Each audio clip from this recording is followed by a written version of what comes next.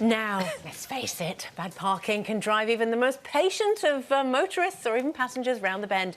Did you see these pictures of a car parked across two, not just two spaces, two family spaces in a supermarket car park?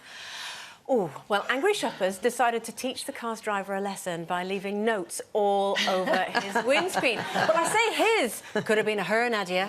Yeah, well, you know what she should have done? She should have done what I do, is when I used to drive. Yeah. I had my one space that I could park in beautifully, and if it wasn't available, I'd go home. My mum does that. My mum does that, yeah. There's no food in the house because my space is free.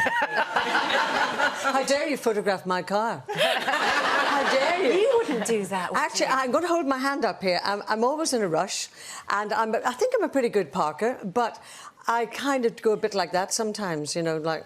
Not exactly with that line down the middle. Right. Yeah, a bit sort of slanty. Anyway, you're going to laugh at this, but when Karen was alive, she believed in angels for all sorts of reasons. And when we were going out shopping and couldn't get parked with the old meter, she'd say, look, ask the parking angel. And I would say, don't be daft.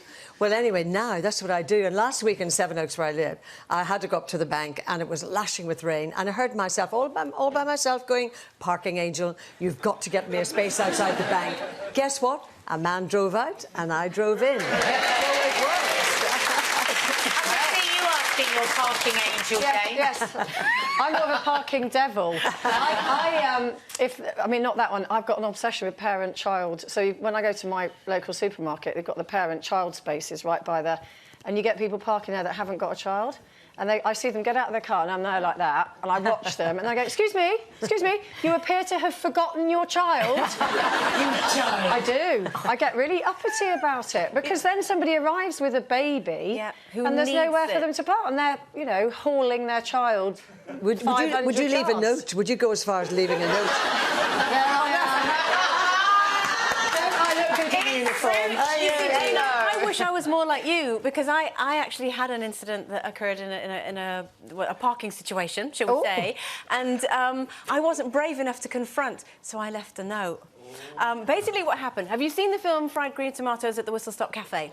OK, that happened to me. But the bit at the beginning, not at the end when she says, sorry girls, I'm younger, faster and more insured. Basically, I saw space, saw someone coming out.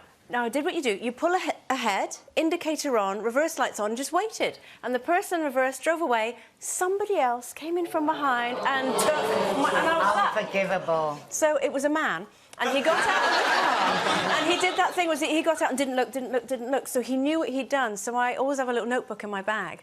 So I'm going to say it in a polite way. So what I wrote was, you are a very rude man. And I did. That bit was true. You are a very rude man. I hope you're the size it deserves to be. And then I drew a little smiley face. Oh, I thought you were going to say you drew it. Really cool. And I did a little smiley face, and then I put hashtag rubbish at parking. Very good. So to that gentleman who walked away like that, it was me. And you're a rude man.